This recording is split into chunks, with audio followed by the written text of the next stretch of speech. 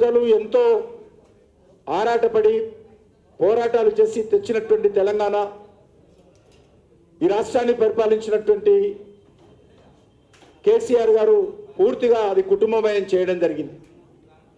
మరి కేసీఆర్ పోవాలని, కుటుంబ పాలన పోవాలని, కేసీఆర్ అవినీతి పోవాలని మరి ప్రజలు ఆ రోజు సంవత్సరం క్రితం జరిగినటువంటి ఎన్నికల్లో కాంగ్రెస్ పార్టీకి ఓటేస్తే కాంగ్రెస్ పార్టీ కూడా ఏ మాత్రం మరి తేడా లేకుండా టీఆర్ఎస్ ఏ రకంగా పరిపాలన చేసిందో కాంగ్రెస్ పార్టీ కూడా అదే పరిపాలన చేస్తూ ఉంది.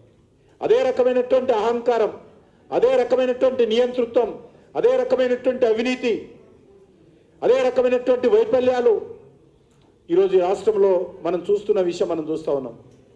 కాబట్టి ఈ రాష్ట్రంలో ఖచ్చితంగా రానున్న రోజుల్లో తెలంగాణ ప్రజలు భారతీయ జనతా పార్టీ వైపు చూస్తున్నటువంటి విషయాన్ని గత పార్లమెంట్ ఎన్నికల్లో మనం చూసాం. ఒక్క సీటు కూడా టీఆర్ఎస్ పార్టీ గెలవలేదు. అనేకమైనటువంటి అసెంబ్లీ నియోజకవర్గాలలో పార్లమెంట్ ఎన్నికలు చూసినట్లయితే టీఆర్ఎస్ పార్టీ డిపాజిట్లు రాలేదు. 3 అసెంబ్లీ సీట్లలోనే పార్లమెంట్ ఎలక్షన్స్లో ఓటు చూసినట్లయితే టీఆర్ఎస్ పార్టీకి మెజార్టీ వచ్చింది. కాబట్టి ఈరోజు తెలంగాణ ప్రజల యొక్క ఆలోచన విధానం మనం అర్థం చేసుకోవాల్సిన అవసరం ఉంది. ఖచ్చితంగా ఈ రాష్ట్రంలో నరేంద్ర మోడీ గారి నాయకత్వంలో రానున్న రోజుల్లో భారతీయ జనతా పార్టీని ముందుకు తీసుకెళ్ళాలి.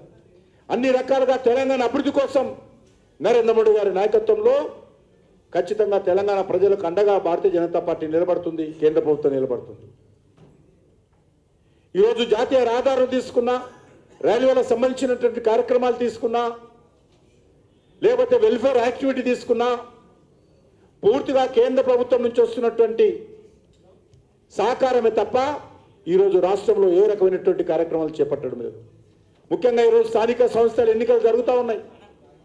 గ్రామ పంచాయతీలకు గతంలో పరిపాలన చేసినటువంటి టీఆర్ఎస్ పార్టీ ఒక్క రూపాయి కూడా ఈరోజు ఇవ్వలేదు. మరి ఈరోజు సంవత్సరం పాటుగా అధికారం వెలగబెట్టినటువంటి రేవంత్ రెడ్డి కాంగ్రెస్ పార్టీ ప్రభుత్వం కూడా గ్రామ పంచాయతీలకు ₹1 ఇచ్చిన పాపాన పోలేదు.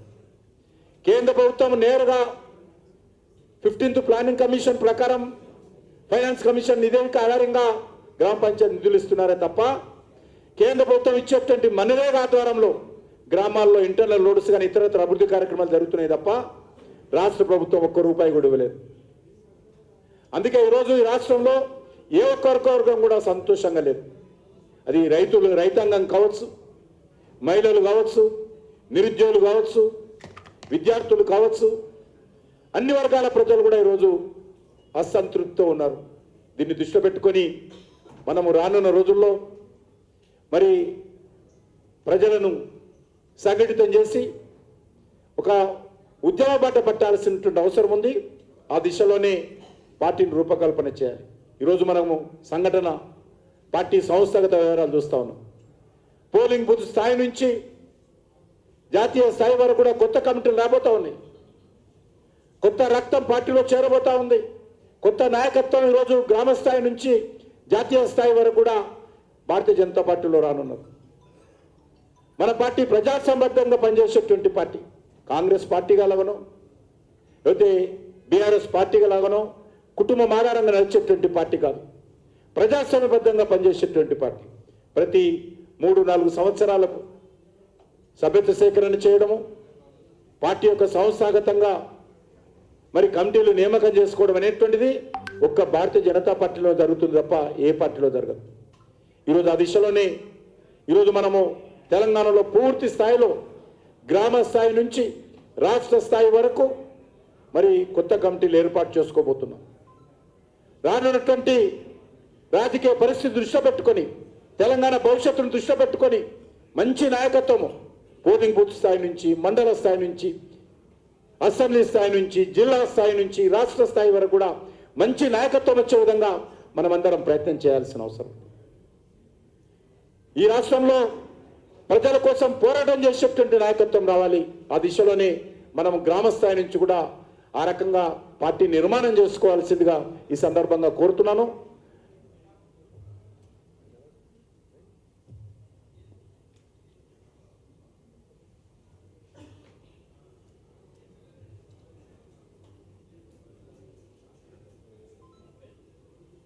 ఈరోజు మనకు జిల్లా స్థాయిలో ఏర్పాటు చేసుకున్నటువంటి కమిటీలు ఏవైతే ఉన్నాయో అది క్రియాశీలక సభ్యత్వానికి సంబంధించిన కమిటీలు కానీ లేకపోతే పోలింగ్ బూత్లో సంబంధించినటువంటి యాక్టివ్ మెంబర్షిప్ చేసేటువంటి కమిటీలు కానీ ఎన్నికల అధికారులు కానీ వాళ్ళందరినీ కూడా ముందు పెట్టి వాళ్ళందరి యొక్క నేతృత్వంలో మరి ఒక మంచి కమిటీలు వచ్చే విధంగా మనమందరం ప్రయత్నం చేద్దాము. మరి ఇటీవల ప్రధానమంత్రి గారు మన రాష్ట్రానికి సంబంధించినటువంటి శాసనసభ్యులు మన రాష్ట్రానికి సంబంధించినటువంటి గౌరవ పార్లమెంట్ సభ్యులందరూ కూడా ప్రధానమంత్రి గారికి వెళ్ళినప్పుడు ఆయన ఒకటే మాట అన్నారు, తెలంగాణలో మంచి భవిష్యత్తు ఉంది. రాష్ట్రంలో ఉన్నటువంటి కాంగ్రెస్ పార్టీ తెలంగాణ ప్రజలకు ఇచ్చినటువంటి హామీలు అమలు చేయలేక పూర్తిగా వైఫల్యం చెందింది. తెలంగాణ ప్రజలు ఈరోజు భారతీయ జనతా పార్టీ వైపు చూస్తున్నారు. మీరు ధైర్యంగా ముందుకెళ్ళండి. కేంద్ర ప్రభుత్వం తరఫున తెలంగాణ అభివృద్ధి కోసం తెలంగాణ ప్రజల సంక్షేమం కోసం కేంద్ర ప్రభుత్వం అన్ని రకాలుగా అండగా నిలబడతాం మేము. కాబట్టి మీరు ముందుకెళ్ళి తెలంగాణ ప్రజల పక్షాన మరి రాష్ట్ర ప్రభుత్వం అవలంబిస్తున్నటువంటి ప్రజా వ్యతిరేక విధానాలపైన పోరాటం చెయ్యండి అని చెప్పి ప్రధానమంత్రి గారు స్పష్టంగా చెప్పారు. కాబట్టి వారి యొక్క సందేశం మేరకు వారి స్ఫూర్తితో ఈ తెలంగాణ రాష్ట్రంలో ఉద్యమాల రూపకల్పన చేయాల్సినటువంటి అవసరం ఉంది. ఈరోజు రైతులు అనేక రకాలుగా అన్యాయాలకు గురవుతున్నారు. నిరుద్యోగ యువత ఉద్యోగాలు వస్తాయని చెప్పి ఆ రోజు ఏ రకంగా రాహుల్ గాంధీ ఈ యొక్క రాష్ట్ర రాజధానికి తెలంగాణ రాష్ట్రంలోని అనేక జిల్లాల్లో పర్యటిస్తూ అనేక రకాల హామీలు ఇచ్చారు. చివరకు చిక్కడపల్లిలో లైబ్రరీ వద్ద కూడా నిరుద్యోగుల మధ్యకు రాహుల్ గాంధీ వచ్చాడు. మరి ఈరోజు అడుగుతా ఉన్నాం, ఏ ఒక్క ఉద్యోగ నియామకము కొత్తగా నోటిఫికేషన్స్ ఇచ్చి ఉద్యోగాలు భర్తీ చేసినటువంటి పరిస్థితుల్లో ఈరోజు తెలంగాణలో లేదు. గతంలో ఉన్నటువంటి ప్రభుత్వం కొన్ని నోటిఫికేషన్స్ ఇస్తే వాటి ప్రాసెస్ పూర్తి చేసి నేను ఉద్యోగాలు ఇచ్చానని అబద్ధాలు చెప్తున్నటువంటి పరిస్థితి ఈరోజు రేవంత్ రెడ్డి గారు కనిపిస్తాం. రైతులకు చెప్పాడు ఆయన, నేను 7వ తేదీ నాడు వస్తున్నాను, 9వ తేదీ నాడు సోనియా గాంధీ జన్మదినము, ఆ రోజు రుణమాఫీ చేస్తామని హామీ ఇవ్వడం జరిగింది. ఇంకా సంవత్సరం పూర్తవుతున్నా అరాకొర రుణమాఫీ చేయడం జరిగింది. నేను 7వ తేదీ ప్రమాణ స్వీకారం చేస్తున్నా, వచ్చిన తర్వాత మీ పెన్షన్లన్నీ కూడా 2000 నుంచి 4000 పెంచబోతానన్నాడు. 4000 సంగతి దేవుడెరుగు, ఉన్న 2000 పెన్షన్ కూడా సకాలంలో ఇస్తున్నటువంటి పరిస్థితి లేదు. గత సంవత్సరం అయింది, కేసీఆర్ గత 10 సంవత్సరాలు ఒక్క రేషన్ కార్డు కూడా కొత్తది ఇవ్వకుండా ఆయన కాలం గడిపి ఫామ్ హౌస్కి వెళ్ళాడు.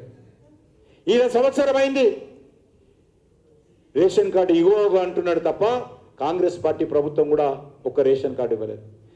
లక్షలాది కుటుంబాలు రేషన్ కార్డు లేక మరి ఈరోజు ఇబ్బంది పడుతున్నటువంటి పరిస్థితి రాష్ట్రంలో ఉంది. కాబట్టి ఈ రకమైనటువంటి అన్ని అంశాల మీద రేపు రాష్ట్ర భారతీయ జనతా పార్టీ తరఫున మనము ఛార్జ్ షీట్ తెలంగాణ ప్రజల ముందు పెట్టబోతా ఉన్నాం.